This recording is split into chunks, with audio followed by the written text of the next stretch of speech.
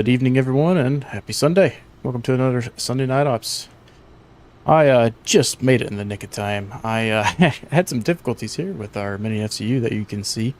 MobiFlight had an update for it, and I was not pushing the right button to assign the unit to the, I guess, the profile of MobiFlight. And what I was talking about here is, if you're not familiar with MobiFlight, this is the profile that I actually got off FlightSimTO. I unfortunately don't remember who it was that had this profile for us, but whoever it is, thank you so much for it. It works great right out of the box, and there were some instructions and everything on how to run it and whatnot, and it's pretty awesome. Everything works very quickly and snappy with MobiFlight, and this is actually what I use when I'm flying the 737 a lot of the times. I'll have that custom FCU on top of my Honeycomb Bravo here, and you can probably see that there's a lot more room up here because this thing is like a fourth the size of my 737 FCU. So it's kind of nice not having all that room taken up, because I'm normally missing like the bottom corner of my screen over here, which you probably can't barely see. But and of course I got the the light box on top of it. But what I'm thinking about doing is couple things. They are designing the addition modules so I can get the full dash here, left and right. I think it's the ECAM and the map controls. I'm losing the name of it's escaping me right now, but that, and then also building another MobiFlight module for light switches and doing the actual core switches for like the APU and things like that. I think that'd be kind of a fun project. I might actually end up streaming it, or doing some live design on Fusion 360 just to show you my thought process, and maybe showing you how I program things, and then getting the camera over here. The webcam is probably not the best, but I do have a DSLR that might work for the purpose. But doing a live stream, actually building the thing after it's 3D printed and whatnot. But that's in the future. Hopefully I should have a little bit more time here soon to be able to get more videos out and everything. Cruise, I am not on VATSIM tonight. The group flights we don't generally do on VATSIM. I'm hoping to incorporate more VATSIM flights in the future, but it'll be with some special rules for anybody who's flying with me. If you're not on part of the Discord, the link is below, and you can actually join here and read the rules section. And we have a VATSIM channel specifically for only flying on VATSIM, and what that allows is it's kind of role gated, so that you have to agree to the rules and follow those rules. They're real basic. It's just if anybody's below flight level 100, you have to not say anything. And then another thing that I discovered today while a couple guys were on VATSIM flying in a joint cockpit environment, which is interesting, was if someone's streaming in Discord, I can actually hear the voice from VATSIM. The voices over VATSIM, so I may incorporate that rule, so if anyone's able to stream, it's super helpful for us to be able to hear people talking. But anyways, another thing you see here is the ProDeskSim A320 3D printed items here. This guy, I bought this I guess 3 weeks ago, and I've not talked to him or anything, but it's actually pretty decent, high quality stuff here. I was missing having a detents on the throttle of the Honeycomb Bravo here, and having this back makes it so much easier to get into climb and flex and toga and all those other things. Plus you got the flaps over here and the speed brake notches, so super helpful. Makes it feel a lot nicer. These throttles are a lot more, they're a lot larger, so that feels more realistic and everything. Any tips for someone new to VATSIM? You can load in as a supervisor. Not supervisor, sorry. Is it spectator? A spectator. What's the word I'm looking for? It's not supervisor. It's not spectator. It's anyways, there's a role you can log into, and then once it comes back to me, I'll let you know. But you can basically just get in there, load into an airport, listen to the traffic, and getting familiar with the phraseology is the biggest thing. And then there was another guy on YouTube that I learned how to fly on VATSIM that does an excellent job going into all the details. But also, if you take a look down below, I made a sheet that helps you with your clearance delivery, readbacks, and things like that. and it's on the Buy Me a Coffee link. It's something you can handwrite all your notes in. If you can print it off, use it. You buy it once, it's $10, and you can write in all the information. Makes sure read all your readbacks on your clearance delivery readbacks so much easier, and keeps all your flight information right there for your flight levels, winds, weather, you know, taxi code or taxi directions, all those things. So there's a lot to it, but honestly, watching people on YouTube go ahead and be on VATSIM and flying is super helpful and a great way to learn.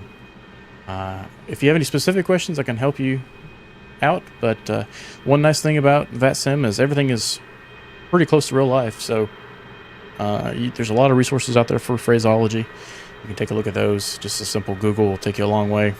And honestly, the one thing I tell people all the time is you do the exact same thing over and over most of the time on VATSIM. Sometimes you'll get obscure rules, but the rest of the time you are in fact just doing the exact same readbacks in the same order every time. It's very standardized and extremely easy to remember once you know what you're looking for. So studying up and figuring out when someone tells you to turn right on a heading, descend down to whatever, maintain this speed, and expect and join the localizer, like you just know how to read that back real quick.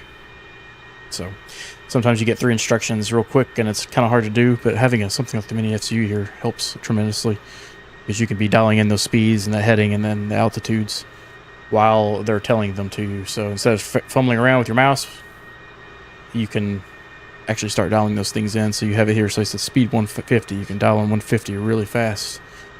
And actually, how are those numbers coming through on the video up there? Can anyone tell me? Be very helpful. Not sure you can read that too well, or may have to get a little closer, and we can work on that here in a minute. But anyways, won't spend too much time talking about that now. Let's go ahead and get started. So these guys who are waiting on me, don't get too impatient and leave without me. But while we are getting started, if you guys are enjoying this content, please like, comment, and subscribe below. Comments and likes definitely help me get this out to a broader audience. And there's also some links, like I mentioned, for the Discord, the Buy Me a Coffee, if you feel the urge to support the channel and everything is offered. So currently we have myself, Archetype, Ron, Kyle, Pax, and Dev are in the VATSIM ops right now. I think they're actually going to be doing a joint cockpit again. So they're going to be in a different channel, so that we won't be hearing them. And unfortunately, we'll be missing Dev's inappropriate jokes again. So he's probably going to kill me for that. All right, so let's go ahead and jump back in there and get started. I can tell it says 150, but it's a little blurry. Okay, cool. I might scoot it up a little closer once we get started here. I kind of ran short on time before the stream. So, all right, I'm back. Okay, so we are departing from Kingsford Smith and heading to, I guess it's Kingsford Smith, Sydney, Australia, over to Brisbane, Australia. I got a flight time of a little over an hour, so should be a pretty good flight. You guys hear me? Yep. Beautiful. Okay. Overhead, I've got the navs all aligned. Go ahead and get our fuel pumps on. And what was the beep 4? Beep 4 was fuel mud. Oh, okay. This should go away once we get things rolling here. APU master on and start. Get this thing cooled off. It's probably pretty warm here if I were to guess. Haven't looked at the weather yet. Seatbelts stay off, and let's get our nav lights on. Resupply oxygen on, and that'll be good for the overhead at the moment. Go down here. Fenix app. Go ahead and board our flight. Let's go ahead and report. Okay, yeah. Make sure that was right. Ground surfaces. Let's go ahead and get the PCA on just to help cool the cockpit down and the cabin down for everybody. Mass balance. Let's go ahead and load our aircraft, and we'll do a fast time of 7 minutes. 21,000 pounds are in the tank, so we're going to be unloading fuel actually, so 14,500 pounds. Going down to our MCDU. Check our FMGC. We are on the CFM engines and a Delta livery, as you guys are seeing there. Clear out scratch pad. Over to init. Init request. Wait for that to load in. There we go. And we are DAL 929. So it's a make-believe flight tonight. At least I assume so. Cost index of 15. And cruise level 370. Grab our winds. We got scratch pad again. West winds.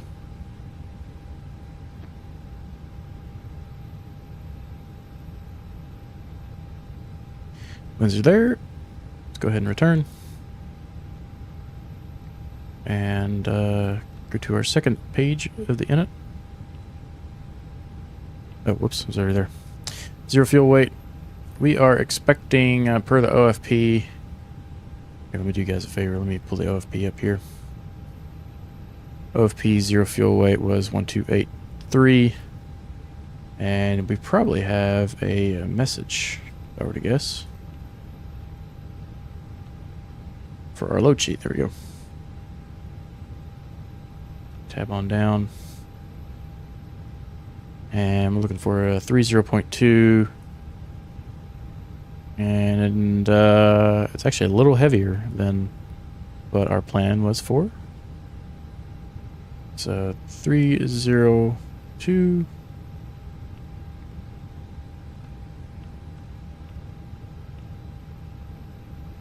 And I'm expecting 136 packs. Protection. Okay. Nothing unusual there. We'll go ahead and put that in. Whoops. I'm not sure what I did wrong there. What was the zero fuel weight again? 1283. 8.3. Enter that. Okay, block fuel is the same. It was 14. I think it's 14.4. Block fuel 14.4. Let's make it 0.5 just to round up a little bit. Moving on to our flight plan. Our departure is going to be 16 left. Direct to TSAT, so no SID. Insert. Direct to TSAT, that is correct. And let's go to our destination, YBBN. Arrival. We are expecting runway 19 left on the don't have an arrival either. Interesting. Going direct to that YBBN waypoint there, so no star. Insert. What does it show us for our YBBN waypoint?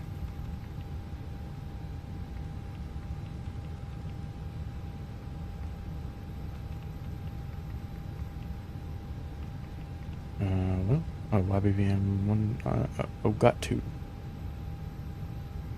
Why does this look funny to me? Let's take a look on our plan here and see what this looks like. It's not quite. Whoa. What is going on here?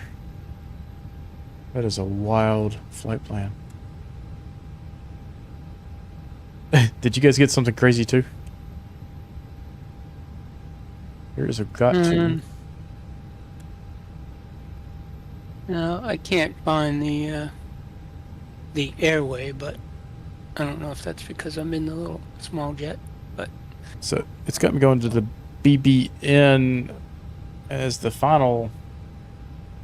But I've got Lagub. Is that anywhere on here? There it is. Lagub.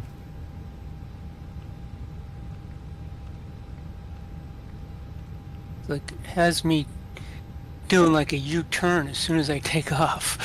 Oh yeah, there was no departure, so it's probably why. Okay. Or standard departure. I just fly by hand until we intersect one of the.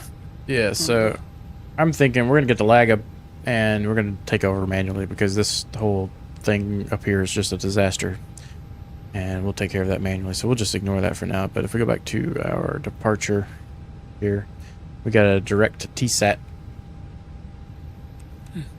on our departure here. So yeah, we got a big U-turn. We'll be doing a right turn and head to TSAT. So that'll take care of that. And it's got me flying out over the water and then back over land. Oh, so you're gonna be doing a left turn? No, I'll still do a right turn, but then Oh, okay. Oh, okay. I see what you're it's saying. like, yeah, it's like I'll take off, take a right, then I'll take another right Yeah, I see what you're saying. at TSAT, and then that takes me over the water, and then I start heading north. Yeah, so we're gonna do a big right Okay. turn. Yep, makes Yeah, sense. that's fine. All right. That was a very odd one. Not seeing Well, such a strange. we are in Australia, so Yeah, normally you have at least a departure or an arrival, but not one where you don't have either. either. All right, local altimeter conditions are VFR, winds are 24005. Altimeter is 1023 or 3021. 3021. That'd be nice to have a altimeter up here with the miniFCU. That would be fantastic. Altitude cross check. Okay, that is because aircraft is loaded. Look at that. That is because for some reason this airplane wants to reset itself every single time. So we got to go back into controls and turn on linked on the barrow. And I'll take care of that problem for us. Is that your new setup? That looks cool. Yes, it is. So that is the miniFCU and the ProDeskSim A320 setup. So having the detents back is life-changing. Oh, nice. Not, I usually hit the term game-changing, but that I would consider that game-changing. That actually makes a difference. All right, we don't have a departure, so we're gonna go straight to 370. So you can see me dialing it in there. Mm. Can you read that pretty well? I can see it on the airplane dashboard, but I'm watching on a an iPad, so I can't see your FCU. Oh, okay.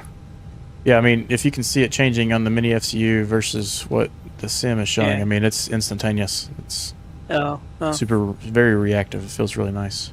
cool. Got nice little solid clicks to it also. And then you get the push-pull functionality too, which is huge. Oh, nice. So it makes things a lot nicer in that regard. So let's go back to our inner page here, go back to our second page, and let's confirm our setup. So we are zero fuel weight of 1290, so that changed again. 129. And our CG is 292.2. And block fuel is still 14.5. Beautiful. Performance page. Go back over to our fly pad. And wrong one. We are expecting 1/6 left, surface is dry, sync the final load sheet. We're gonna turn the packs on because it is a little warm here right now. Oh, actually, it's not too bad. I misread that. It's only 20 degrees Celsius or 68 Fahrenheit. Thought it was a lot hotter here earlier. No, Sync the weather. it's their summer, or I guess it's their fall. End of summer. Yeah, end fall, of maybe? summer. Yeah, 'Cause they- fall. Yeah, they're the opposite of us in the northern hemisphere. Yeah. All right, so speeds are 364040.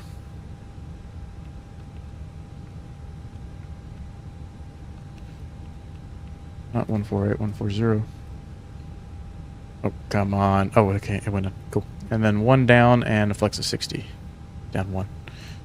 One down. 0.1. And a flex of 60.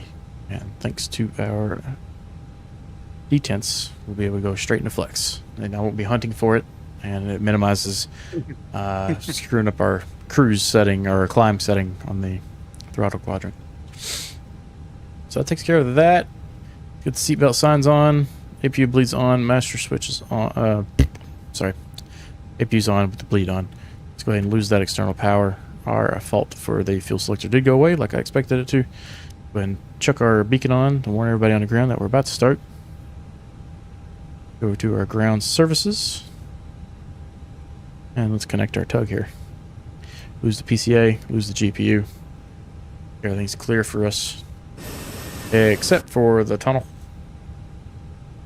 Let's get that jetway out of the way.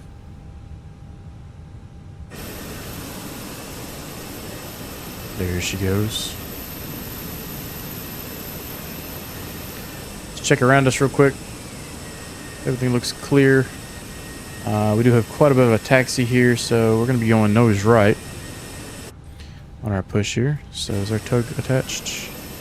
It is not. Let's go ahead and hit start.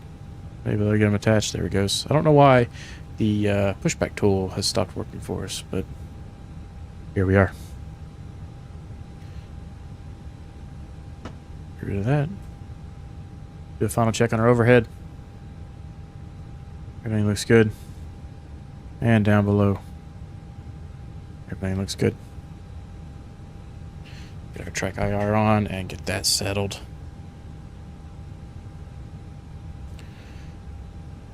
No, track IR. You're not in VR, right? What does that do though? It uses a little infrared camera and some reflectors that I've got attached to the top of my headset to track my head movement. I've got the headset clip with it. Yes. So I use the baseball cap clip and just attach it to the headband of my headset. It works great, actually. Yep. So if you turn your head right, then the screen moves to the right. Yep. And it's, you know, you're not really fully turning your head. You're just making minute movements with your head and your... Yeah, like when my eyes and nose are pointing to the left side of my monitor, that's almost a full deflection. Oh. You know, like I'm looking way back at my wing. So I'm doing what Archetype was just saying. I'm staring at the right bezel of my monitor, and I'm looking over my shoulder behind me. Yeah. Because I just got a VR set that my son gave me. It was the first generation Oculus Rift. So I have 2 cameras sitting up on my monitors that monitor your hand movement. But can you use something like that with track IR? No, it's not. I know. Okay. It's not designed. Oh, hand movement. No. Yeah. Head movement. Head movement. Yeah. It's just it's a little thing attached to my top of my screen here. Actually, see if I can just tilt this up. See, right there is the track IR. Let me make sure I can get this back down and make it look good again. It's got like pre-compatibility or built-in compatibility with a long list of games. Yeah. 50 I see. Platforms. Looks very small, right? Yeah, it's very small. And here, I'll take my headset off real quick and show you the clip. Small and fragile. Oh, okay. So you can see how I have my clip attached here at the top of my headset. And that works pretty well. Alright, let's go ahead and arm our ground spoolers. No, you guys have everything.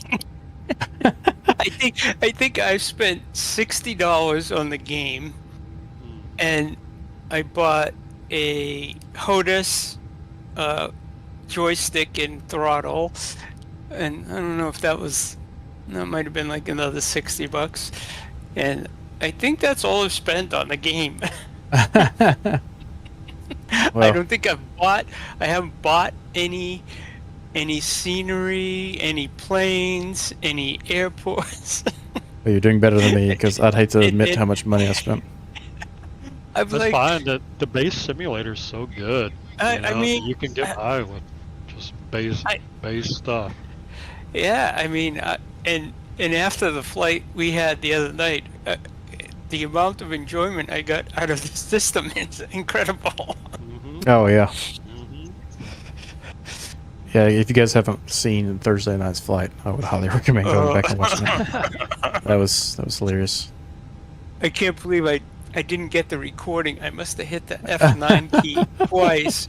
And oh no! So yeah, I didn't. I was so mad at myself. It's like, oh, damn.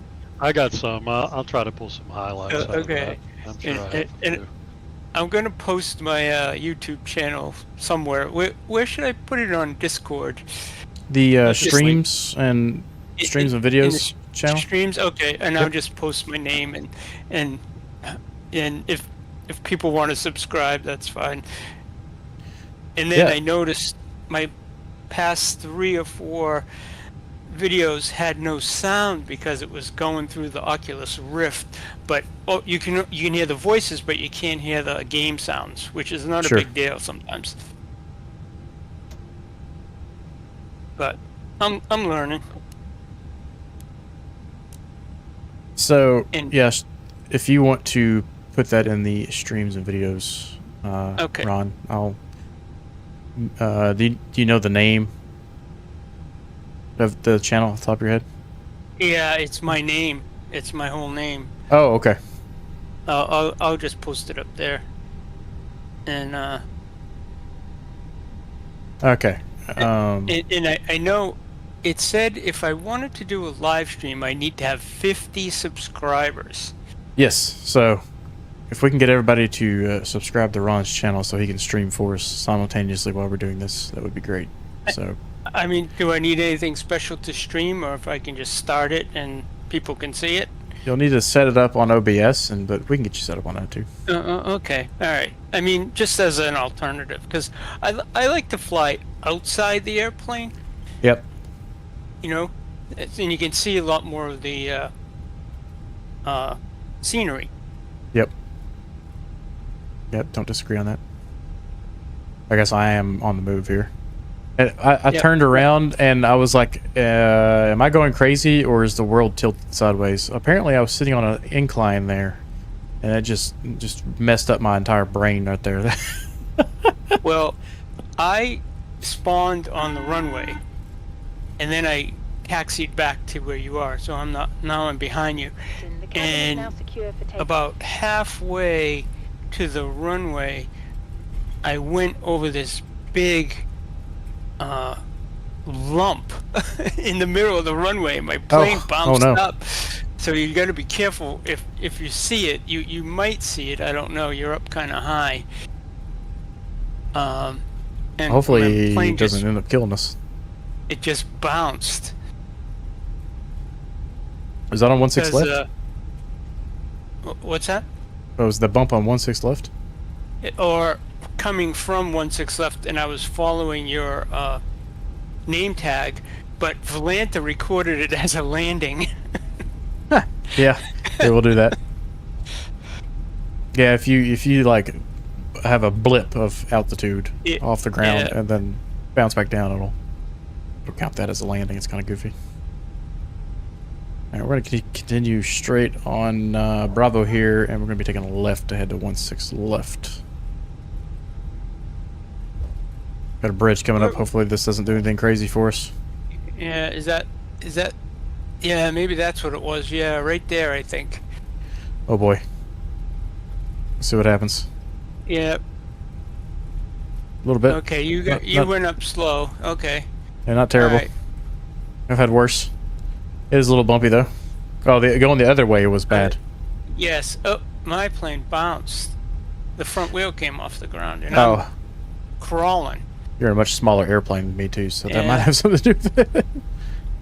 We're missing some pilots, aren't we? Yeah, Dev and Pax, like I said. Oh, well, you guys didn't hear me. They are down in the VATSIM Ops channel because they're doing a joint cockpit. Oh. That's cool. So they didn't want to be talking over us as they do that. So that's why they're okay. down there. And then, but yeah, we are missing quite a few of our regulars on the Sunday night flight here. Ken, I didn't see Ken. He was messaging earlier. I thought he was going to be on, but I guess he Yeah. had something He had else to taking him away.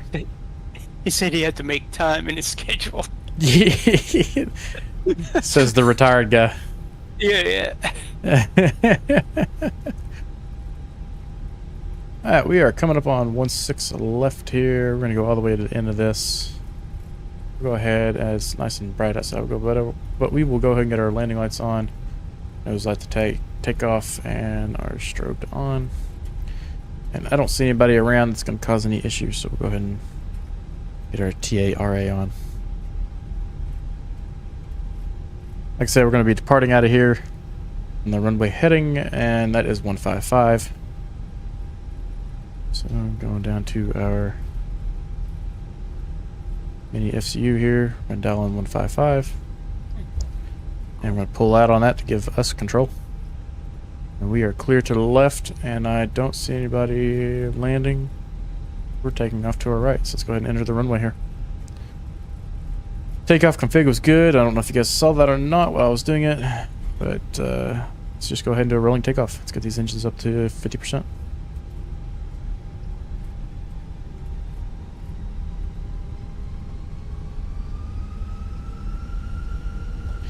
Stabilized forward nose pressure and to flex.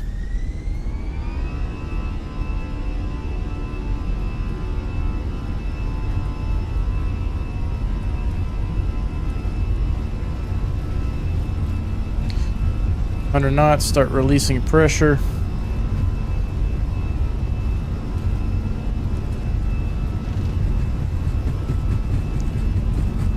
B1 and rotate.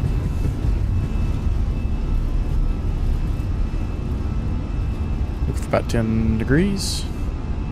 Positive rate, gear up. And we can increase our angle of attack here.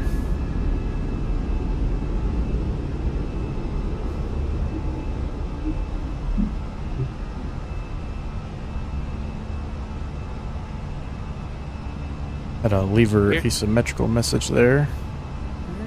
Fix that real quick. Nice takeoff. Flaps are up. Yep. Alright, so we're going to do a right turn, so let's go ahead and go back to flex. Ooh. I'm climbing at 6,400 feet a minute. Wow. Rocket ship. Yeah. Trying to slow it down. Right turn 270. Let's go autopilot. Flight plan, and let's do a direct to TSAT. Direct TSAT. Execute. Beautiful.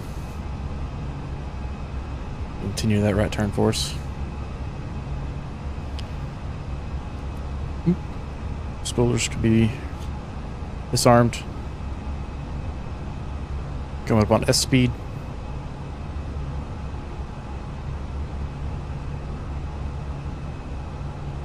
S speed, flap 0.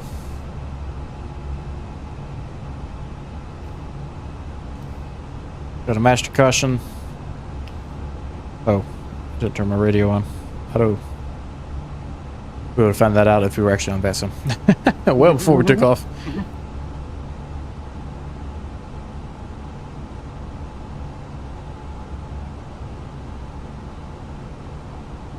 There's where we just departed from. So we're going to be pretty much flying over top of everybody.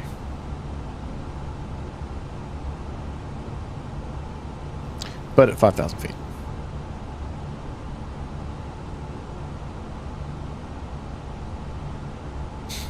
Nice and smooth, and makes a world of difference not having to fiddle around with a mouse. Then other than my configuration for my sensitivity on the throttles here, everything went perfectly smooth there.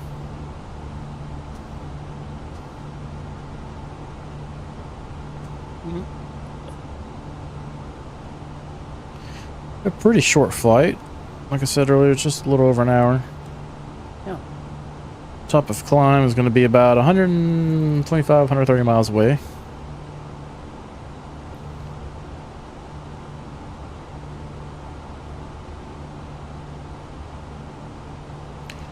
Go ahead and clean some things up. Nose lights off, runway lights off. And everything on the overhead's good as it is right now.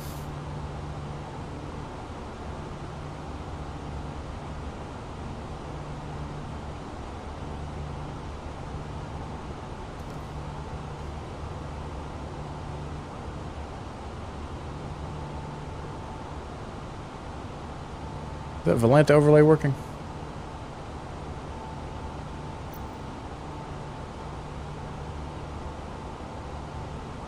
Can't tell. Okay, it is. Cool. Oops.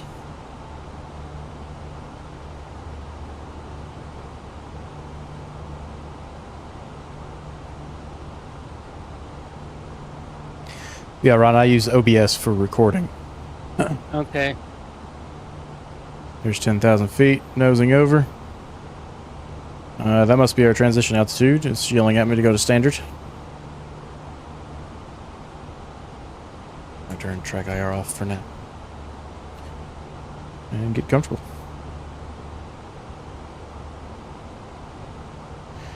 But, use OBS. We can get you all set up in your settings and everything once you get that ability. And, super simple, really. You gotta generate a YouTube code. They make you to get 50 subscribers first, so that way, they're making sure people aren't just making bot accounts and spamming things. Yeah.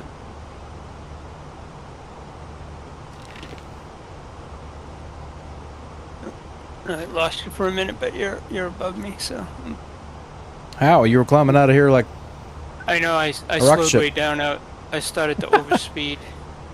I had to put out my speed brakes and slow down. Oh. I was gonna pass you, actually. Because I don't follow speed restrictions anywhere. There you go. All right, landing lights. And let's go ahead and release passengers. And we're good. We've already gone to standard, so sit back and relax now. We on real time? No. You know what? I don't know if I actually adjusted it for... I had a preset in there and then I forgot to actually adjust it, so we got another hour here, so... I am. It feels like about midday. The sun's really high.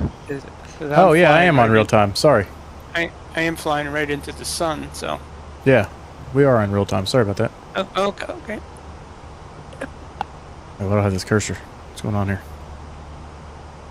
It was weird.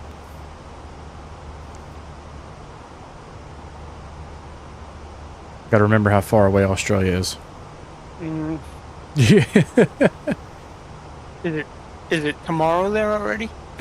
Probably. Yeah. Does it give a date up here? April 14th? That's today. What is Sydney, Australia time? It is, yes, it's Monday. So it's 9:30 a.m. Monday morning. Oh, So mine's they're- showing 8:44 a.m. They are GMT plus Not the 10. internet. Yeah, Right. international date lines around there somewhere. Yeah. I don't know exactly. Did any of you guys see the eclipse? I did. Yeah. Yeah, I was on the golf course. I got to watch it the whole time I was out there. Oh, that's awesome. Yeah, that was cool. You get the full shadow. No, I think it was like 91% in Massachusetts where I was. It looked pretty That's not bad. pretty close. Yeah, it was. Yeah, And that's pretty I good. had bought some of those glasses. Walmart had them for like $2. Threw them in my golf bag because I knew I was golfing that day, and it just started as like a little corner, bottom right corner of the sun, and it's just so weird. I don't know, but it was entertaining for a while, and it got cool, got a little Yeah. dark, but yeah. I was in the 99% band. Oh, It was just a few miles north of me was the 100%. So I mean, it felt like 100% to me. yeah. But what was really interesting for us was because it would have been bright, sunny, and warm, that when the sun did get covered up, it felt like there was like dust or sand or something blowing across the ground because the heat waves coming off the ground Oh. across this, the area we were in, where you were able to see them on the ground, the shadows of them. Huh. So it was the weirdest. I'll have to share the video in Discord, but it was like one of the weirdest feelings ever. I was like, oh, this just does not feel right. This is crazy. That uniqueness is so fleeting. I noticed, like all those for 15 or 20 minutes, all the unique vibes that you get. I just knew that, wow, this is going to be gone shortly, and all I'm going to have is the ghost of a memory of it. Yeah. And You then know, I was ahead. in an earthquake Oh. about a week ago in Massachusetts. Wait, were you on the golf course again? No, I was at my Oh, okay. desk working, and all of a sudden my desk started shaking, and I had a glass of water, and the water started, shaking back and forth. And then about 5 minutes later, my neighbor called me. He goes, "Did you feel that? Was that an earthquake?" And sure enough, yeah, it was a 4.7 with a epicenter. I think it was in New Jersey. Oh, wow. Yeah, it was. I mean, I've felt a few here in my lifetime, but that was very mild. It just like the desk was just wobbling, but you could definitely feel something was happening. It's very strange. Yeah, I've had a handful myself, but it's most of the time I've just slept through them. They haven't happened at night, except for like one of them. Yeah, this was. I forget what time. Maybe it was like 10:30 in the morning, I think. Mm-hmm. But yeah, it's interesting. I obviously there was no injuries, no damage. Luckily, That's good. yeah.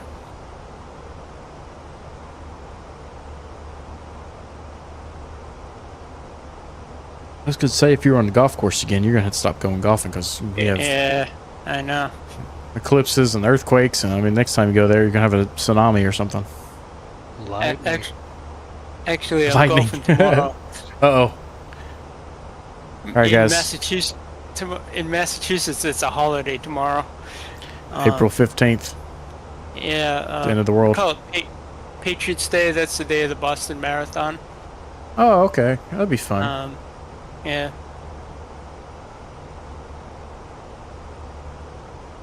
I need to get in much better running shape to be able to do the Boston Marathon. I never attempted it. I've seen it many times. Best I ever did was some of those tough mudders. Those 11-mile mud obstacle races. Did you say you used to do them? Yeah. Yeah, I did That's 3 of that's them. fun. I've done a foam run before. That was fun. Foam run 5K. No. It was more just muddy water dug in the hole, or they just basically dug holes up and poured water in it. More than any foam. They're fun. All those little mud races, they're super fun. I recommend anybody just do it. Yeah, I've always wanted to. I just never have signed up for one. There's shorter versions. Like that one I did was really long at 10 plus miles, but like you got to train for that. But there's some local, smaller versions of them. Yeah, they got like the Spartan races and things, I guess. Is that the shorter version That's similar? that's intense also. I never did Spartan. I knew some people that did it, and to me that seemed a little more extreme than even what I was doing.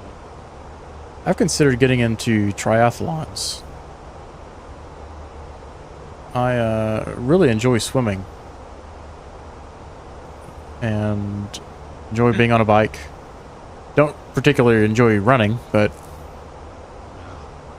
the other two I really enjoy, so it just seems like it'd be something fun to do that's a little different that I've never done before. I like it because of the technicality behind it. You know, there's a lot of planning, a lot of different aspects to it other than just going and running or just swimming, you know. Sure. No, I don't know how comfortable I feel about wearing the one-piece suit or anything. I know. I went to school in Boston at Northeastern University, and I used to walk over to the finish line and watch the end of the marathon for a bunch of years in a row. Oh, that's cool. Yeah, because the Red Sox usually have a day game that same day. people come out of the Red Sox game, and then they watch the marathon. That's cool. Yeah. Excuse me, I got the hiccups. That is pretty cool.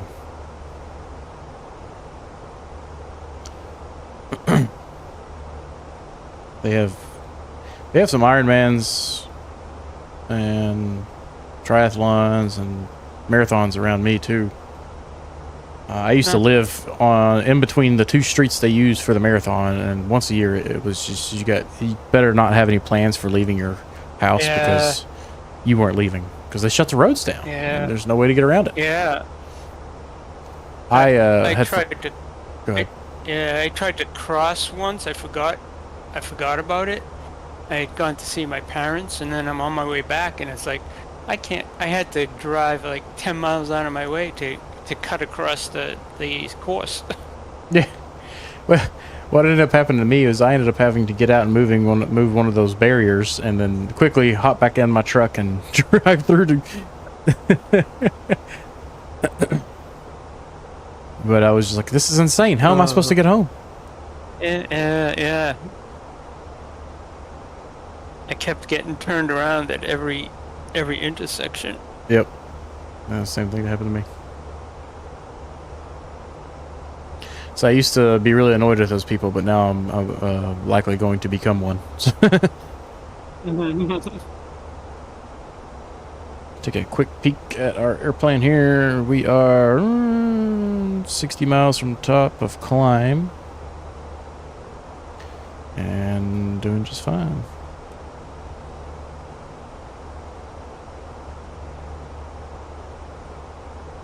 Yeah, it's dangerous in Boston. The closer it gets to Boston, the traffic is crazy. People Bet. trying to cross the street, and they run into the runners, and it's brutal.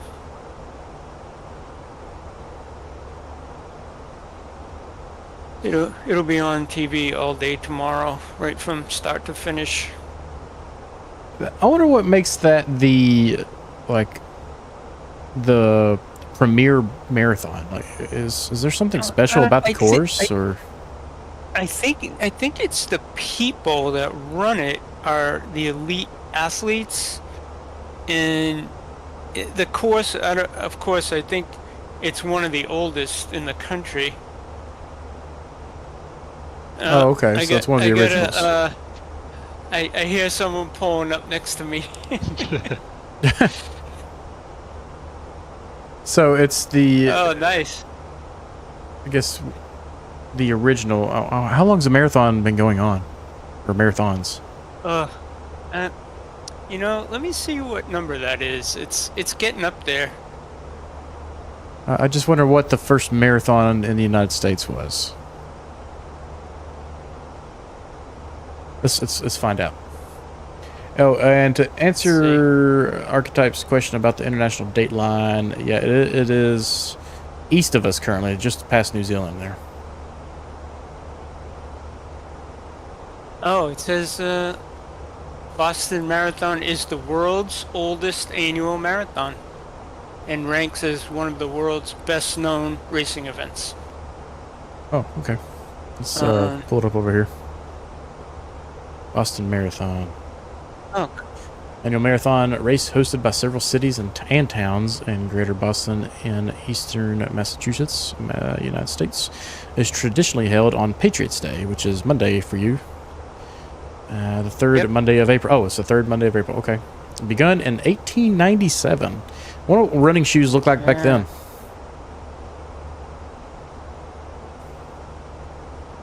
Oh, 1897.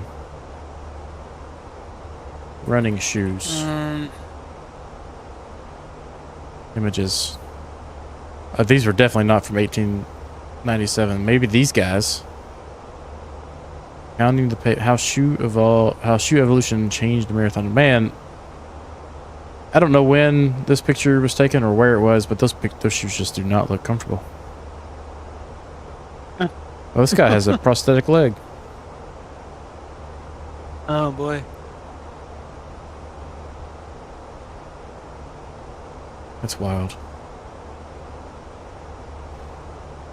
So, history.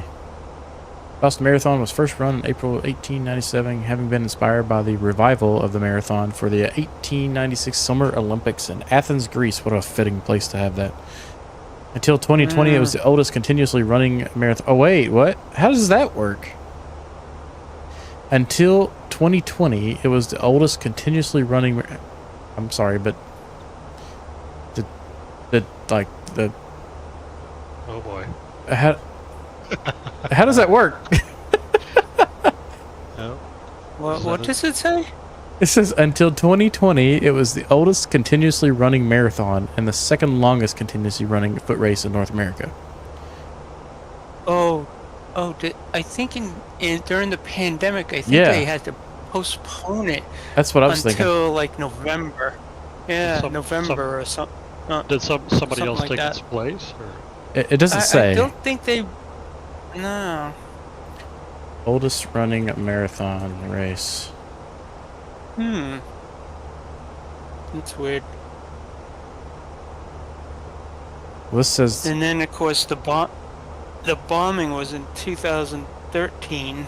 Yeah. I don't know if people finished. I know they stopped everybody from running when the bombs exploded, Yeah. but I don't know if people were allowed to finish. I don't think they were.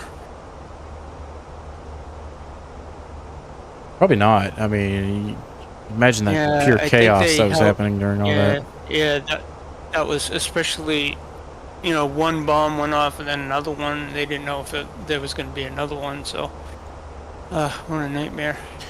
The oldest man to complete the marathon was, I have no idea how to pronounce this, I'm going to butcher it, Bahal Sinj. He was 100 years old. Wow.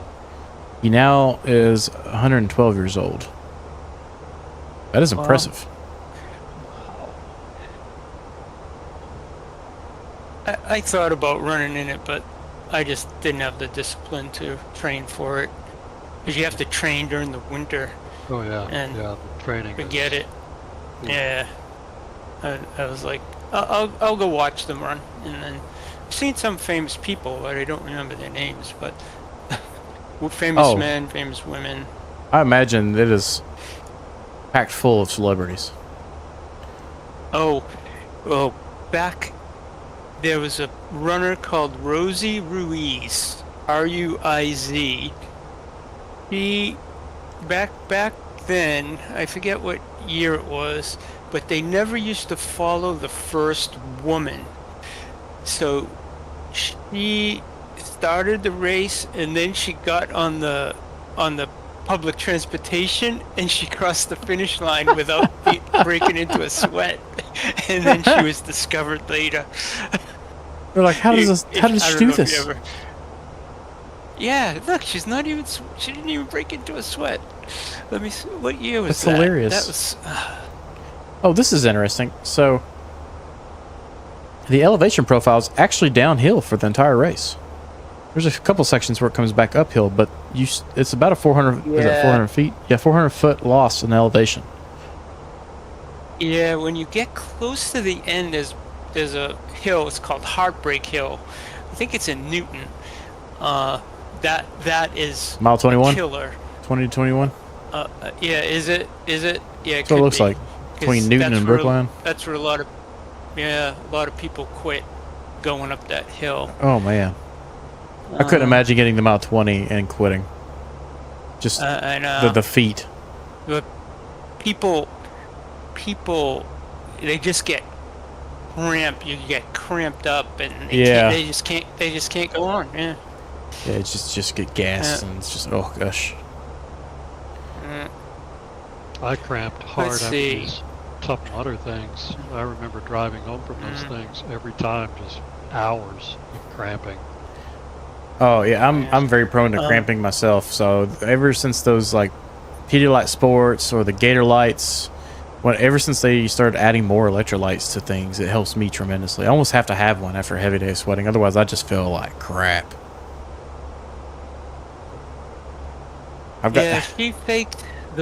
She faked the victory in 1980. She That's a burst good- through the crowd about a mile from the finish line. That's She a- was later that's a- disqualified. That's a good time to do that.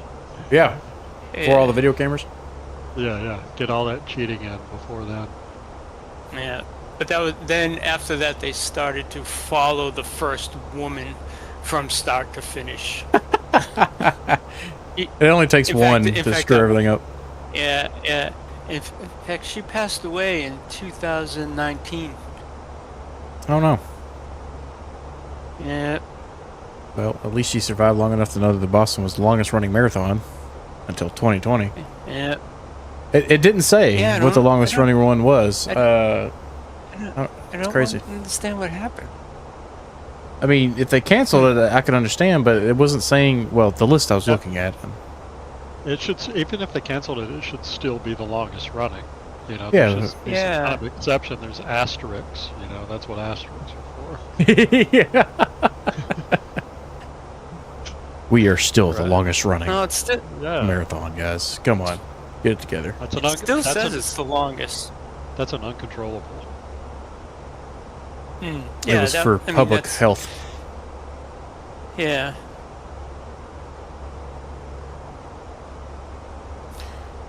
Oddly enough, that map I was looking Oh. at shows that JetBlue is one of the sponsors this year.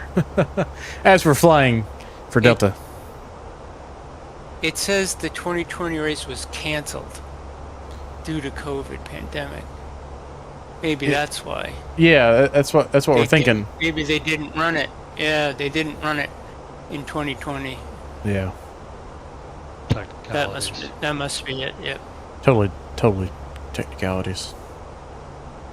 Yeah. For some reason, I thought they ran it later in the year, but maybe they didn't. Somebody just buzzed me.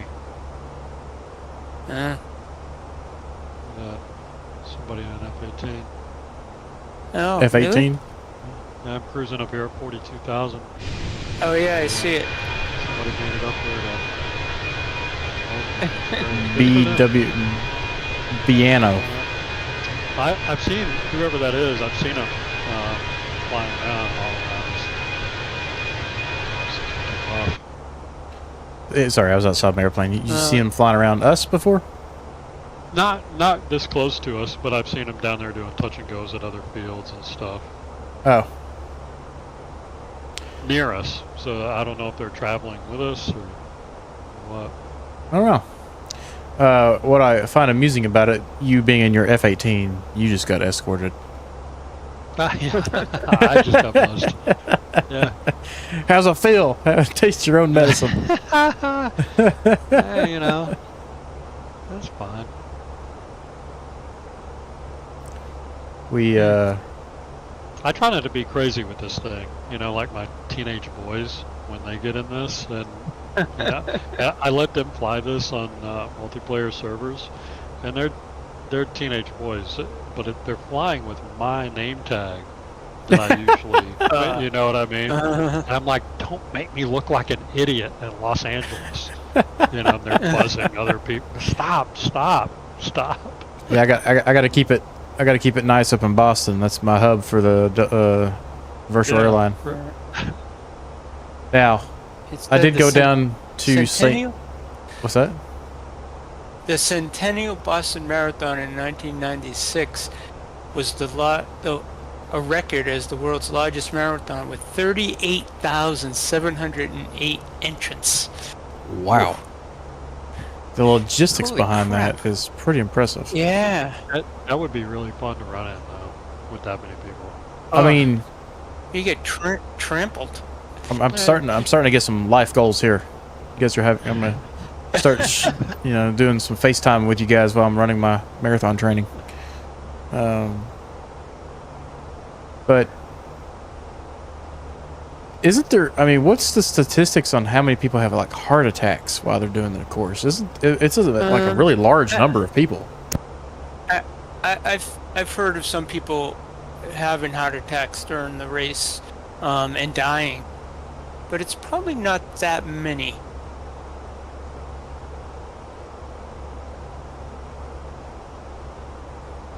They have like medics every so often, tents with people to help people that are struggling.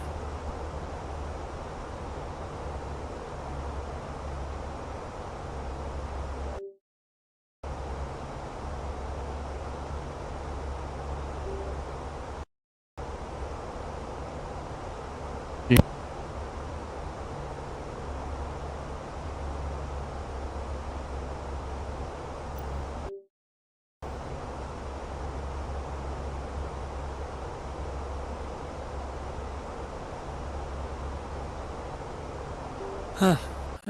My plane is acting weird.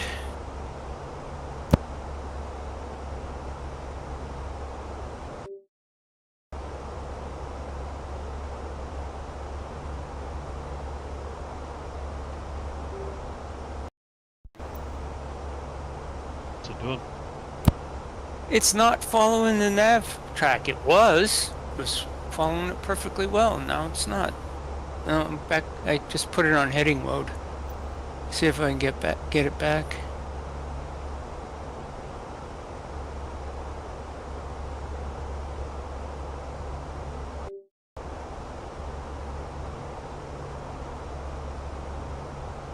Can you program the F-18 for autopilot? There is some basic, like altitude hold and no flight and stuff. Not that I'm tempted to. I'm gonna fly one night with you. This is fun. I've been playing DCS for years, so this is pretty comfortable for me on jet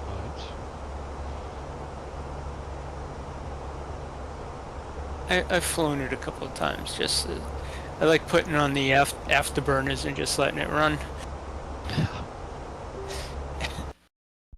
It's fun to, cover ground quickly. Like if I want to drop in and explore a new area like Italy, if I've got 30 minutes around midday and I want to just, explore Italy, I can jump in an F-18 and cover 300 or 400 miles real quick and go, oh, okay, that's what southern Italy looks like. Got it. Okay, I'm back. Sorry, my microphone, my Scarlett lost power. I don't know why. So I was over here unplugging it and replugging it back in. I've got it connected to a powered USB port, but this is the second time it's happened to me. So I'm thinking that I'm going to have to just go ahead and get a 5-volt wall plug for it just to prevent that from happening. I don't think it did it to me on a stream last time, but it was really aggravating. So I know that it's I don't know, it really doesn't seem like it pulls too much power, but maybe it pulls more than I think. So I don't know if it's the USB plug that it's in or what, but technical difficulties, they've been plaguing me all night. Russian hackers. Dang it. Oh, it's kind of funny, but, well, no, I probably shouldn't talk about that here. We'll talk about it later.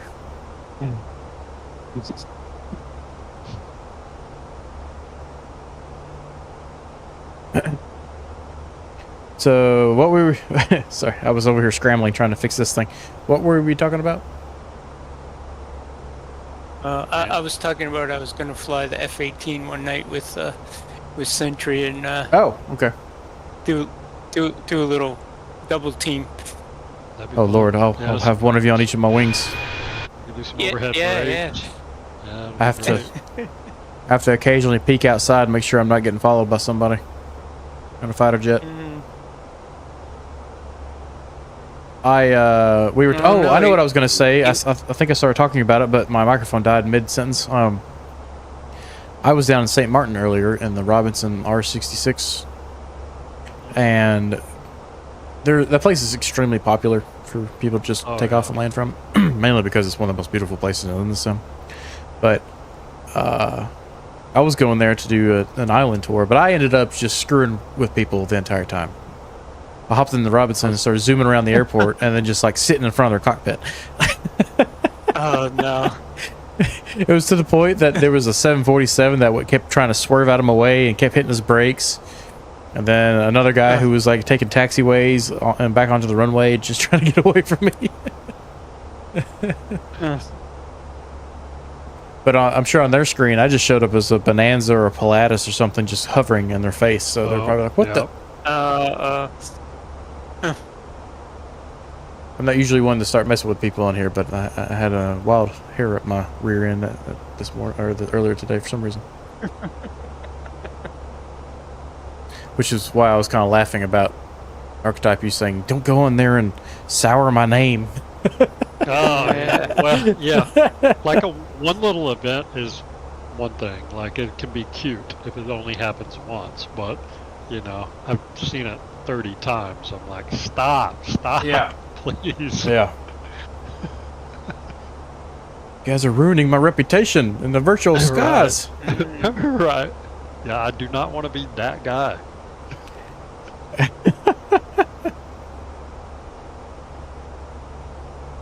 So, what are we flying over? Is this all? The Gold Coast. Is this inhabited or uninhabited? It doesn't look like there's much stuff down there. There's quite a bit on the coast, but not so much inland here. I mean, I can see some stuff. Honestly, it feels... mountains. I think the coast is where most people would be. Yeah. I mean, it's just... Plus, we're up 37. We're up 37,000 feet. Can't really see much.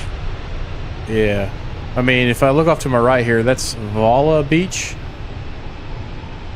Oh, that's really blurry from here. That's Vala Beach. That has quite a few people. And then you got all these guys out here who are living the life out on their farms. Yeah. Or at least their large nice. properties. I bet it's a real nice country and about 1,000 miles north and south.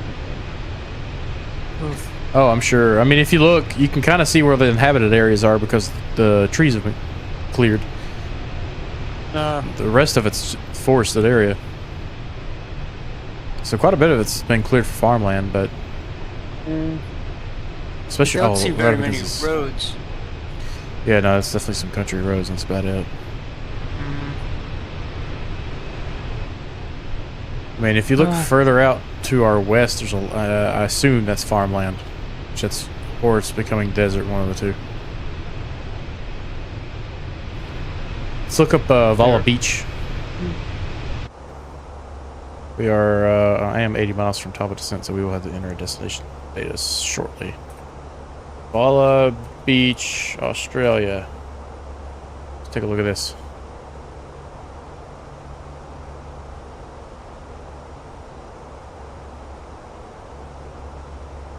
Ooh, that's pretty.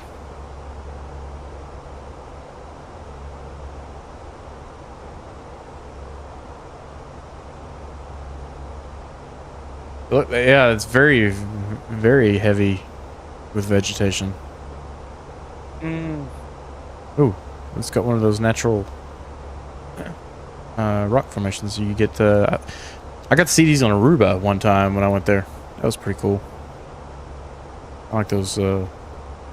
I don't even know what to call them. They got a name for them. I'm just not sure what it is. Yeah. But it's definitely different than what we're used to here in the United States. Looks different. But, you know, you go take a look at how big Australia is. It's easy to forget just how big the place is. Yeah. I mean, it's pretty much, it's the size of the United States, or very similar, I think. What's their population? So, we were in Sydney, right? That's quite Melbourne. populated, I'm sure. Okay, so here's the biggest difference. Australia has a population of 25 million, whereas the U.S. has a population of 350 million as of December 2018. So we are over 10 times more populated than Australia. That seems like California would have a bigger population than Australia. You might be right. That's true. Yep. Seems like it. Australia. Okay, this says 26.1. So Australia has 26.1 million people. California has 11.1 million more people. Yep. Oh, jeez. So one state has more Oh. people in it than the entire country of Holy Australia. mackerel. That's very interesting. It is. I that- wonder what the oh, here's price good. of real estate is in Australia. Oh, it's got to be a lot cheaper than America. Maybe. Think? Let's see. Australian real estate prices versus American.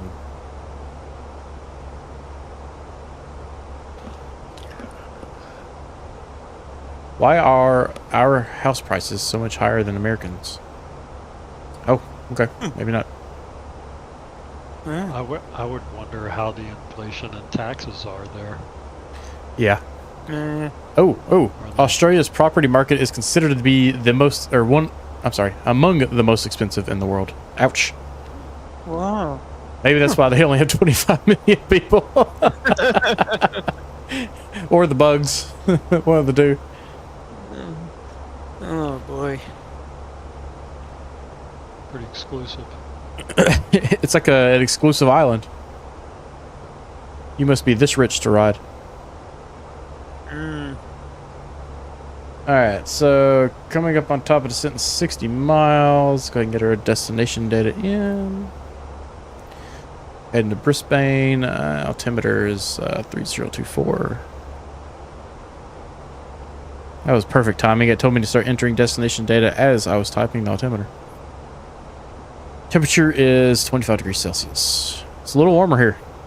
About 17 degrees warmer, I believe.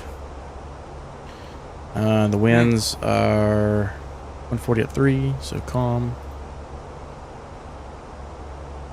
What do you guys So- consider calm winds? Below 5? Hmm. Below 10? Sure. I'd say So for we're something like this, traveling- 5s.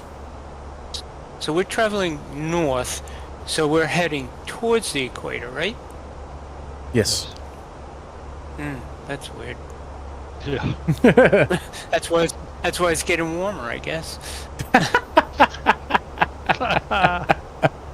I mean, we are Yeah. traveling like 400 miles north, so yeah, Yeah. he's got a point. If you fly Yeah. from Chicago down to, I don't know, Yeah. Atlanta. Yeah. Yeah. It's a little Oh, that's warmer. probably more than 500 miles, but Yeah, I uh, went to college. I even graduated.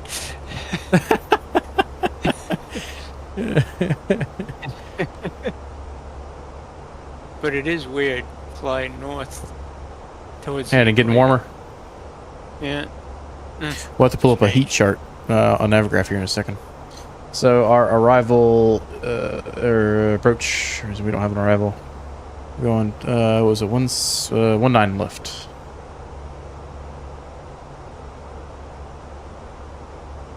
Am I missing this?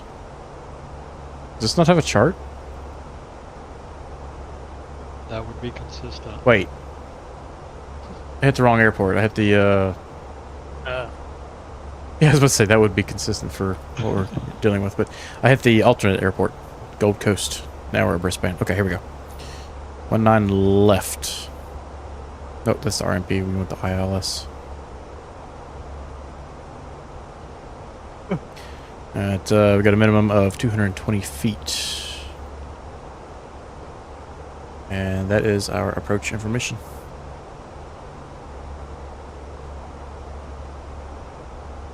Beautiful.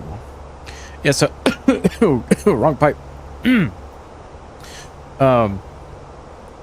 We'll head in straight to the airport, then do a right downwind, left base onto Betso. Actually, we could probably do a little closer to that. What's this? Delta 9.5. We need to be down to 3,000 feet.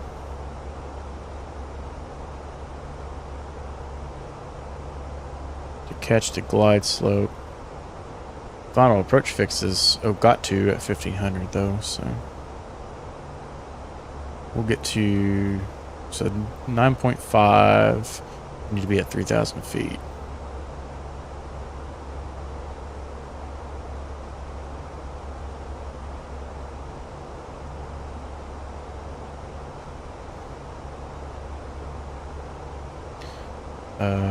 Always forget which button it is for fixes.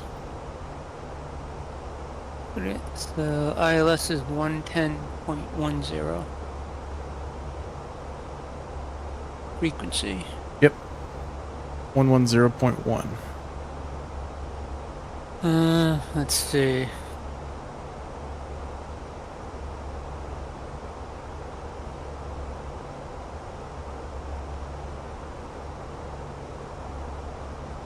Where?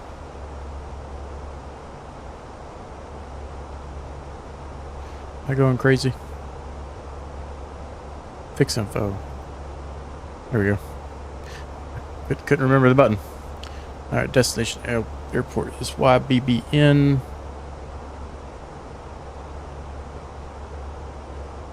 And we want to do a radius of 9.5 miles. And we need to be at 3,000 feet there. Altitude, flight level. Wait, can I change this? Flight level 117. What does this mean? Distance to go. What's the altitude mean?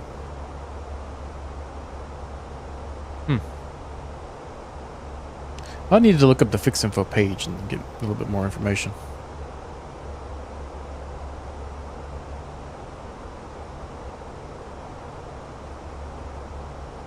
I'm hitting winds at like 96 knots.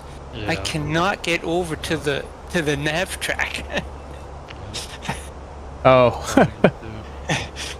Yeah, I've got a crosswind of 109 knots myself. We're coming up on top of descent here.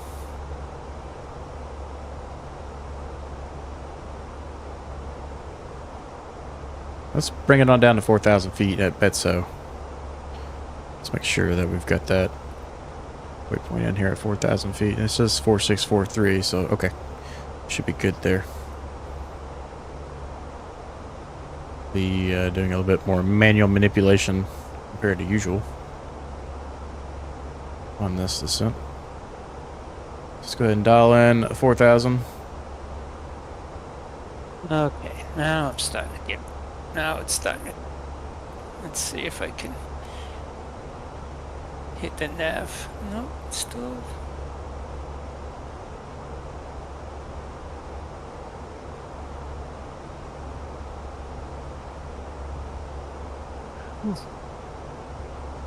Still struggling? Yeah, I'm just tired. I was on my feet all day today at the golf course, Oh, checking people in. oh man. I'm tired. Oh, there we go. Okay, now it finally picked up the nav track. There we go. I guess it would make sense for weird things to happen while you're at the golf course since you are working there during the summer. Yeah. Yeah. No, we had a special today for the Masters. We play 18 holes of golf with the cart.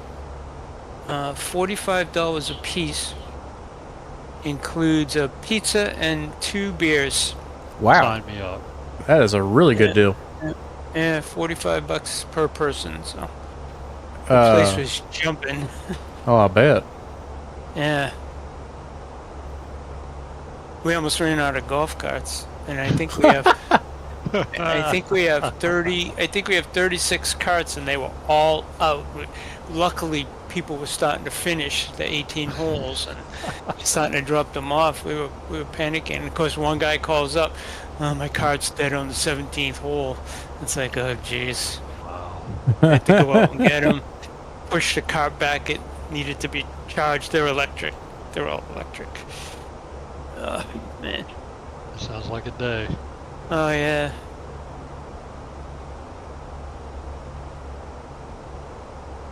Alright, there's top descent. Let's go ahead and push. Started descent, and it's nice. This display on the miniFCU is actually very accurate to what you see Yeah. in the airplane. And I've got the CAV Simulations FCU, which is a full-size version of what you're seeing on the miniFCU here. Mm. And I would like to build my own, but I have to look at the miniFCU here and kind of get some ideas about what kind of hardware I want to use. How do you make the connection to the flight simulator? I use MobiFlight. So here, well, it's minimized itself at this point, but I showed it at the beginning of the stream there. But I got a profile. Somebody made a profile and posted it on FlightSimTO, which maps all the buttons and all their functionality and everything. It may have been miniFCU that did it. Yeah. But you run MobiFlight, which links the sim to hardware, which is also the same way I run my 737 FCU. That's another goal. I gotta fly a big jet one day. Get that fly-by-wire, get it going. Yeah, the last time I did it, it was crashing my PC. Really? Yeah. I'll take a look at it for you. I'll do another download. Yeah, it gets updated pretty frequently, so Yeah. it may have just been that specific version that was causing you problems. I mean, knock on wood, I haven't had too many CTDs lately. Yeah, which we'll get on final here, and I just wrote my demise in stone on that one. It happened to Ken the other day, just as he was landing somewhere. I forget where it was. Oh.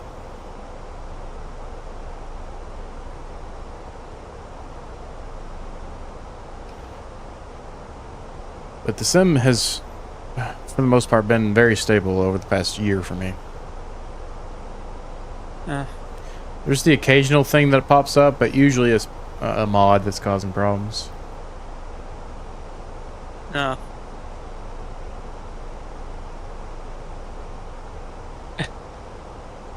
I think I saw you choosing your airplane. I think it was Friday night, and you had like a million things in there. I think I have one that didn't come with would come with the game, and it was a free the JP Logistics. Yeah. The 152. That's the only one I have.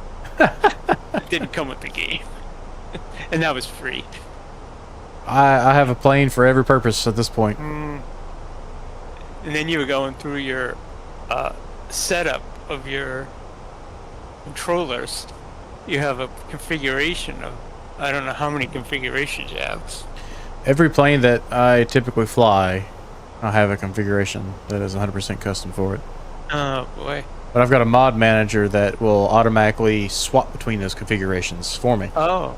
So when I pick the airplane, it loads that configuration, so I don't have to change anything. It just does it. That's good. So it makes it a little easier to do that work. And most of the configurations are really similar. It's not like there's massive differences between them. Yeah. Like the pitot heat switch I use for the same on all of them. Parking brake's the same for all of them. You know. Yeah. So, and I don't use too many of the switches on the Honeycomb. Yeah. I tried to set one up for a helicopter using the HODES, but I don't know. I have trouble flying a helicopter. I can get it going, but it's like I'm struggling with it to keep it going forward. Well, Dev just popped back in here, and he's been learning how to fly the R66 with me. Oh. And he can speak to the challenges he's been having. I bet. Oh, yeah.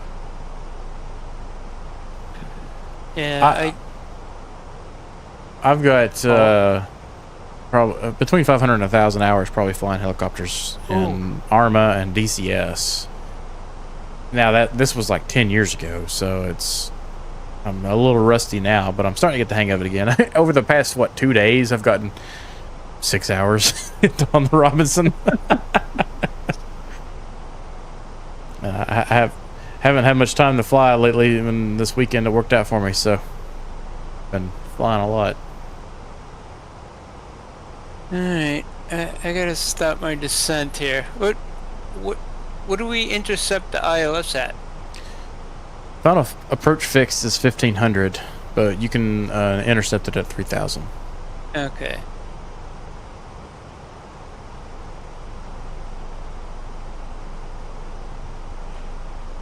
Dev, did you guys have some trouble with your joint cockpit, or what happened there?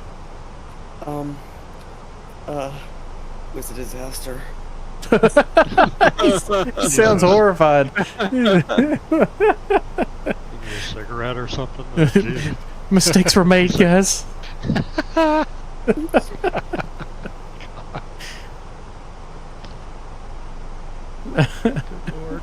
did talk to Holmes on that for the first time. Oh, you talked on That was VATSIM for the first time? Yep. How'd that go? Terrible. I mean, Welcome to the party. realistic. I've said some stupid stuff on VATSIM myself, so don't feel What bad. happened? But yeah, It was we need details. terrifying. We need It was terrible. Okay. Well, relive your PTSD nightmares here and tell us.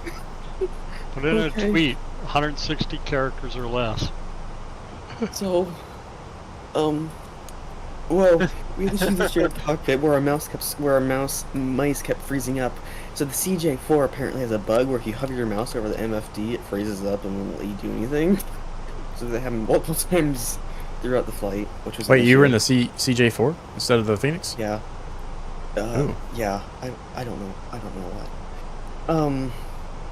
And then, well, the control, and then towards on the landing. Oh my gosh. We tried to switch our controls, but for some reason it wasn't switching, so we ended up going into the mountain multiple times and then swapping controls. Died. You went into a then- mountain on VATSIM. But did you die? God. Yes. So,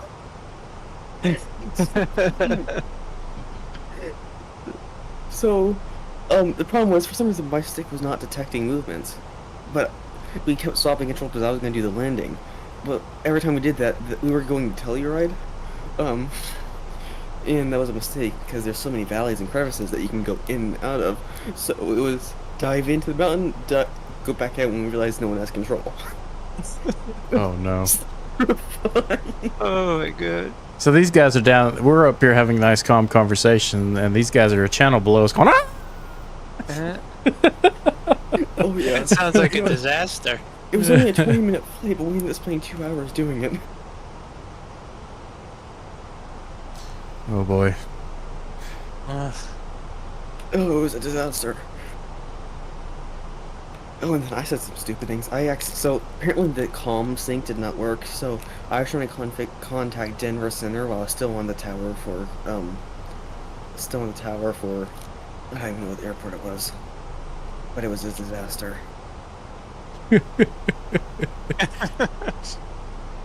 Oh, and then the autopilot in the CJ4 just started to have us start deciding to go in loops on the ILS approach.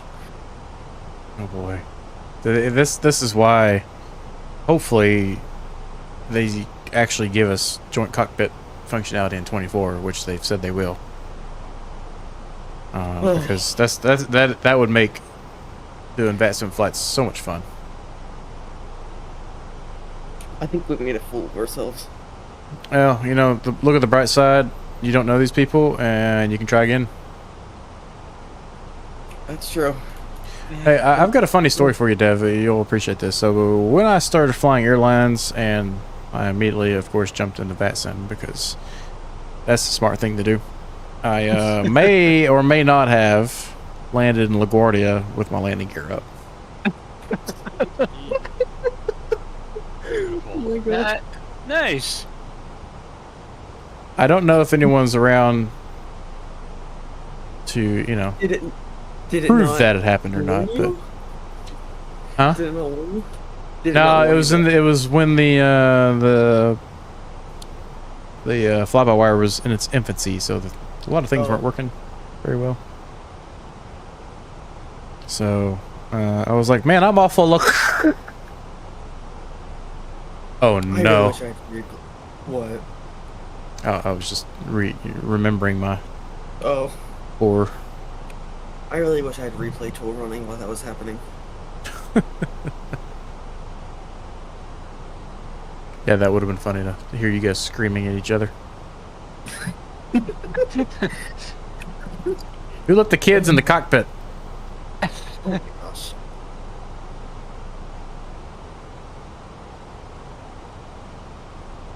Okay, let's get everybody's seatbelts back on.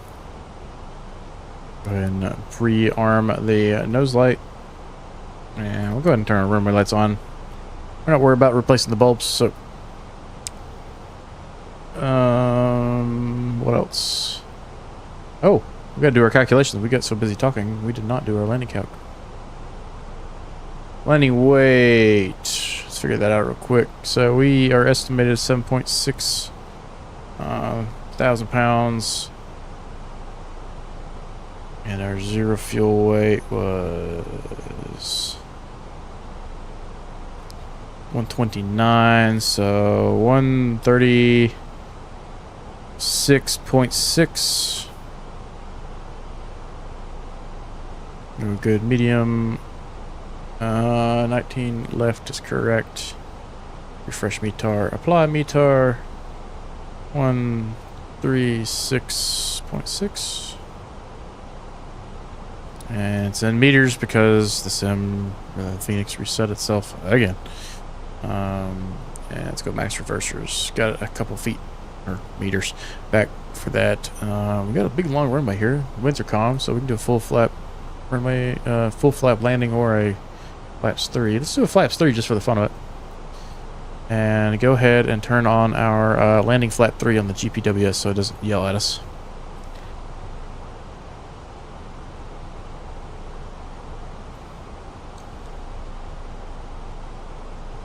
Go back down to our performance and let's make sure we tell it that we're doing a flap 3 approach.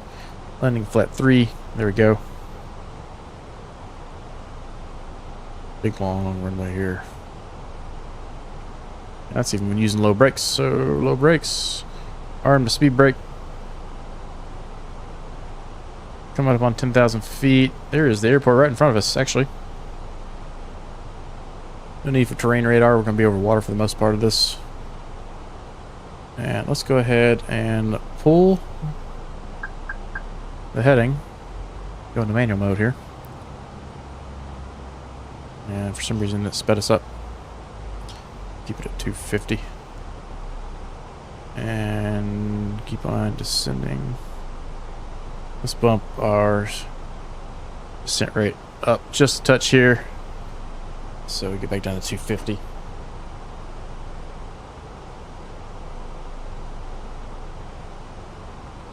Before our 10,000 foot mark. Alright, this is a 10-mile mark right here, so when we get to about 5 miles out, we'll do a right turn. On a heading of, it's 196, so 16.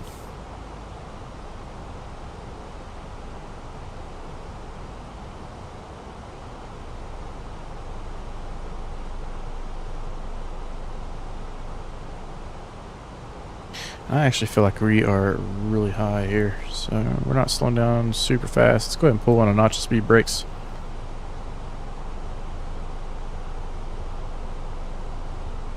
And let's do a right turn to 16.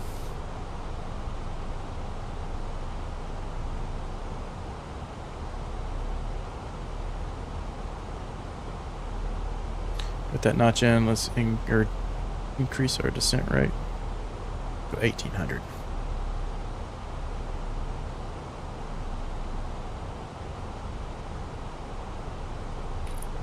Keep refreshing that so see if there's a violation on my account. We're doing what? For almost diving into a mountain like 3 times. No, it's not. You're okay.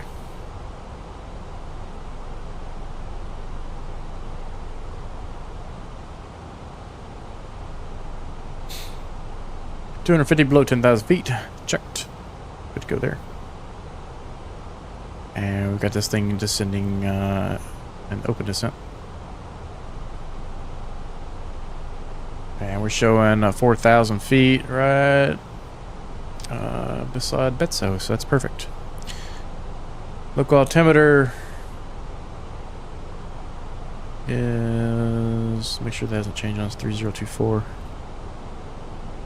Oh, there goes the jet. Who was that? That was Dev. Not me.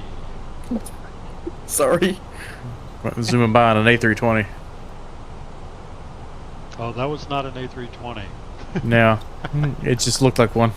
Yeah.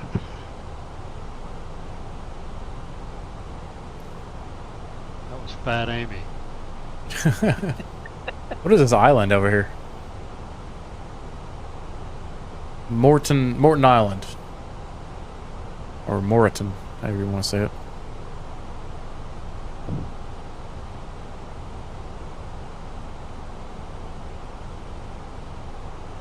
We are going to have to rearm our speed brakes when we bring those back in. I think we're good now. Let's go ahead and bring those back in and go ahead and rearm them. Oh, yeah. Forgot to turn our ignition off earlier. Whoopsies. Surprised it doesn't say that on the eCam down here. It's going to extend our descent a touch, but that's perfectly fine. We'll get to Betso here, and once we do our left turn, we should still be at 4,000 feet.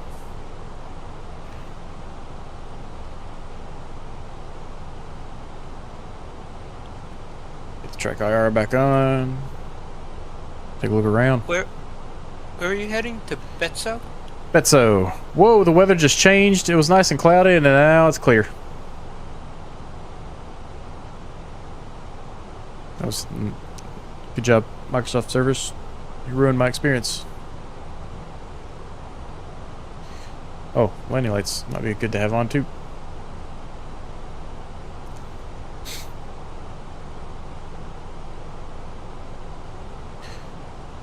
Yeah, looks like an interesting spot to sit.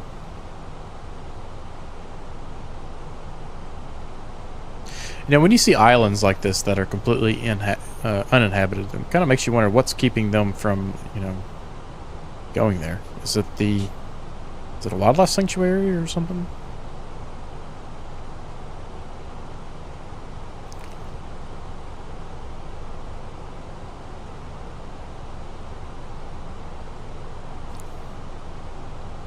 I don't know. I'm trying to load in Betso. Oh, it's actually, it shows there's an airport right there in front of us. That's an airstrip right there. Oh, there's actually some houses down there. Okay. It's not completely Who's in the uninhabited. F-18E again? What's that? Oh. Who's in the F-18? Me. Okay.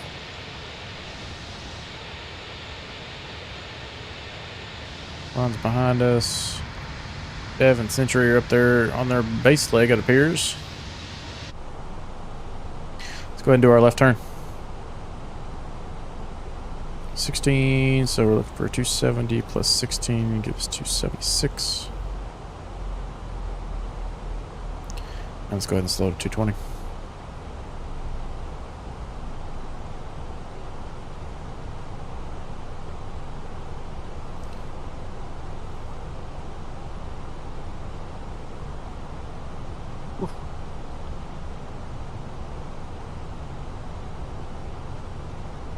Coming in behind these two.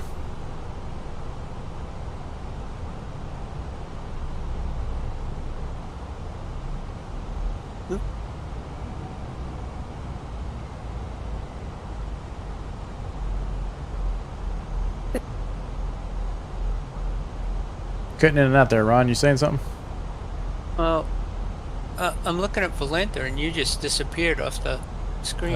My sim just did something really weird. The weather pop. No, what I got was an external view, and I didn't ask for it. I wanted internal first person, and now I'm external and cannot change it. Oh no. Oh, did you click Y by accident? I don't think I hit anything. I think it just did it. Dev's just making sure you didn't go into slew mode on it, or yeah, slew mode on accident. Oh, there you go. You're back. We're gonna go direct to Betso, enter autopilot's good. I Perfect. think, is that you? Yeah, you're out by some island or peninsula or something. Yeah, island. Yeah, I'm out.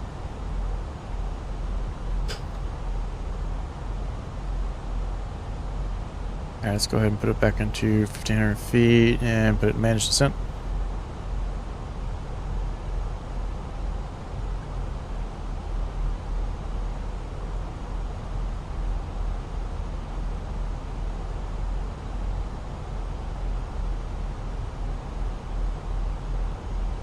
Plane is correcting. Getting us back in line with the ILS there. Sorry, it's just way too much fun to buzz by you guys at like Mach 3. That You're okay. guy.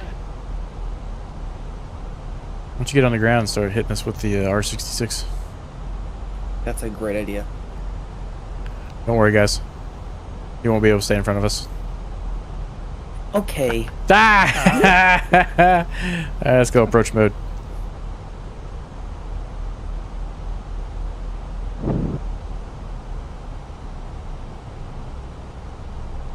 Ooh, she's very aggressively correcting. Alright, coming up on 10 miles. Go to flaps 1. Yeah, this is quite populated here.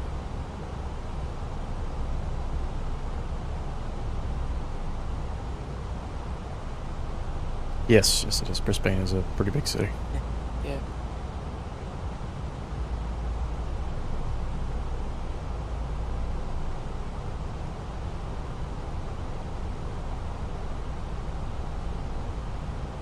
I don't remember. Do you flare in the F-35B? I can't remember if you don't or not. Never flown it. Yeah, I would imagine you do flare. I mean, pretty much every airplane needs a flare. The F-18 does not, and the F-14 does not. What? They're Navy aircraft, so they're meant to just land at on-speed AOA. And I can't remember if this is when you land on speed or not, but I'll just try something. I still think there would be some sort of a flare to it. No, because when you catch a hook on a carrier, you want to land where the hook is just gonna catch the third wire, but you don't have time to flare in that. So you keep nose 5 degrees up, or say you have 8 degrees AOA. Well, that seems more It's like weird. it would be for. Come on, girl, slow down for me.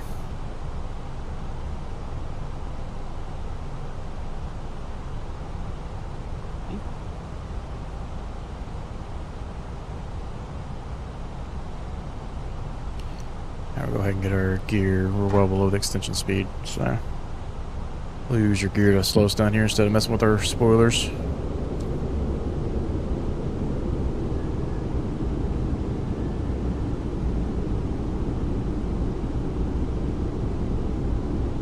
Let's go into managed speed. Looking for 200 to get our flaps in. We're a little late on our flaps, but we should still have time.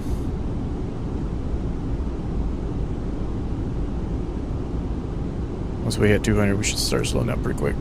Flaps 2. 1,000.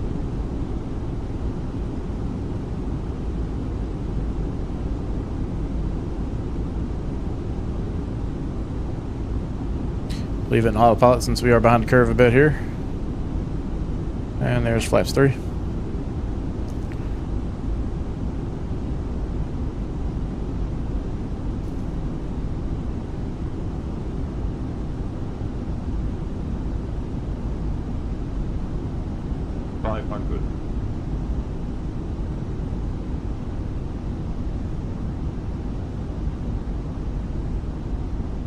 Autopilot off. 100 above. Continue. Minimum. Oh, continue. 100. 50, 40, 30, 20. Retard. That was very firm. The controls. I'm not sure if my joystick was on the right profile. I had a really big lag there, and I bet there's some reactivity from the improper configuration.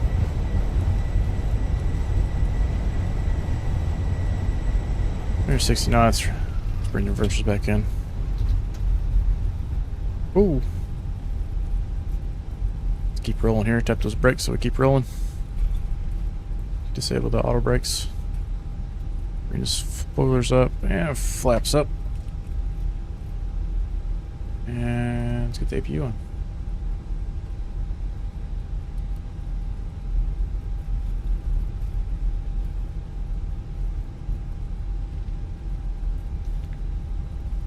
Woke everybody up in the cabin on that one. 436.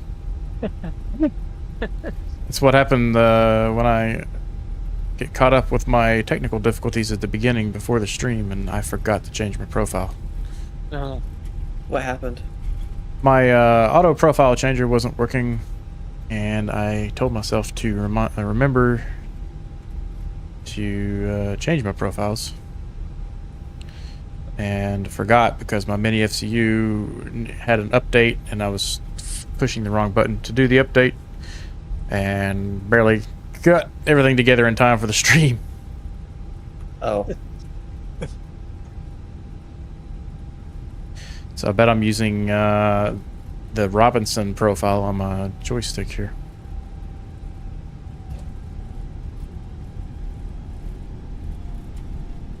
What in the world?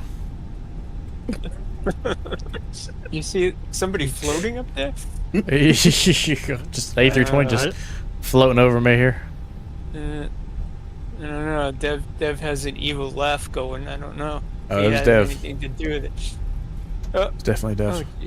okay.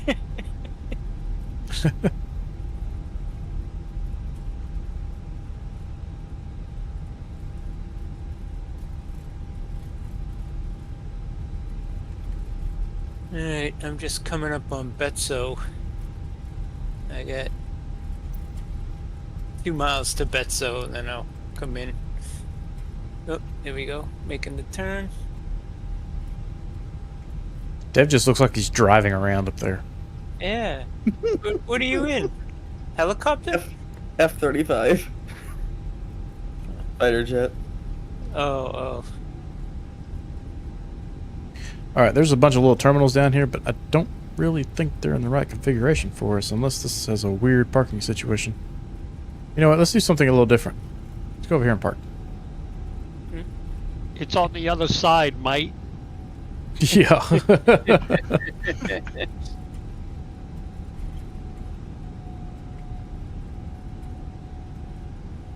Alright, come around.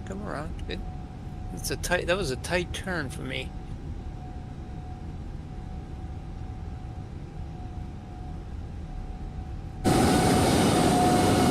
Wow, that thing is so noisy. I'll shut down my engines. My bad. Yep. Parked. Parked brakes on. APU's available. Lead. Engines off. APWS. Alright, let's see. Release the passengers. Let's get some stairs. Where? Keyboard. Fenix app, ground services. Let's get the PCA out of here, along with some forward stairs, aft stairs, and get the doors open. Alright, I think I'm coming up to getting in line with the ILS, I think.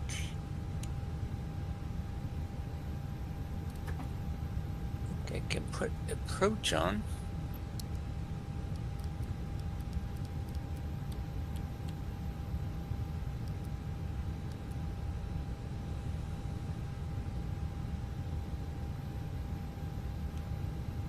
Okay, Okay. come on down. Ear down, flaps out. What's wrong here?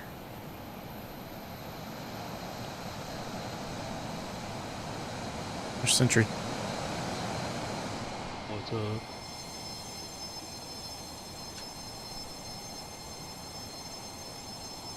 A screenshot of you. Nice.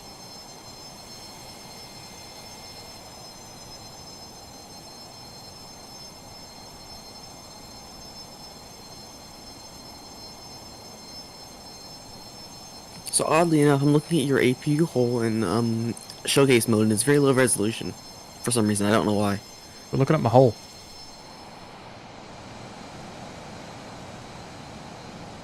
That is a beautiful airplane from that view. Yep, I'll get you a nice screenshot for you. Although my favorites for sexiness are the F-16 and the B-1. Beautiful curves. I do like the F-16. F-18 has the F-18 and the F-14 have a special place in my heart, though. Why? Top Gun and Independence Day. Got it. Good reasons.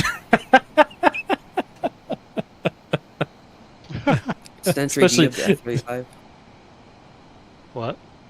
Do you have the F-35? I do not. In India? Okay. I was wondering if you could see me or not. I cannot. It's very frustrating. You know, when this sim came out, I tried to kind of chase that. You know, the planes that I was seeing a lot in multiplayer. So I got a couple. There's so many, you know. So it just. I know they need built-in model matching. They really do. Big Yeah, time. I think if it's on the marketplace, we should get models for it. Yep. I agree. Here comes Ron. Even if it's Although I not on can't the see his marketplace, aircraft. Just see his lights. Just do a better job of like There an it is. F-35 should not be an Airbus A320. At least make it a. Amen. F-18. Something. At least go in that direction. Jeez.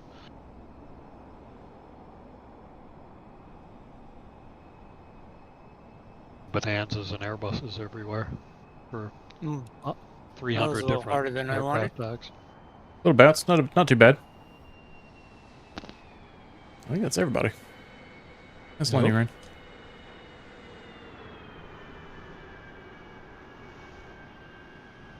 And here, out of curiosity, so I can either prove myself right or admit that I just sucked at landing. Those options. Drum roll, please. No! I just suck at landing. Fenix A320. Okay. Cool. Good to know. All right. Who said that? Oh, yeah. Let me Hey, see. everyone has a bad day sometimes, okay? Ooh, that was 568. I mean, I could be wrong. Blame it on fatigue. You're at That's right. you're at the end of a 5-day trip. I've been flying the R66 too much. I'm used to that fine little motor control of a helicopter versus this crazy side stick you got to use on an Airbus here. You know, that's totally it. No, I'm not gonna have any excuses. It was just a bad landing. You're back. I guess I appreciate you all joining me tonight. I hope you enjoyed the flight, and if you have any questions about the miniFCU or the ProDeskSim A320 hardware here, just feel free to drop me a comment down below or check out the Discord link and join us there, and we can help you solve any sort of technical issues or anything of that sort you might have. Anyways, we'll be back again next Friday doing another GA flight. I might even be in that Robinson. We'll see. I was very, very tempted to do so. And anyways, guys, see you next time, and happy flying.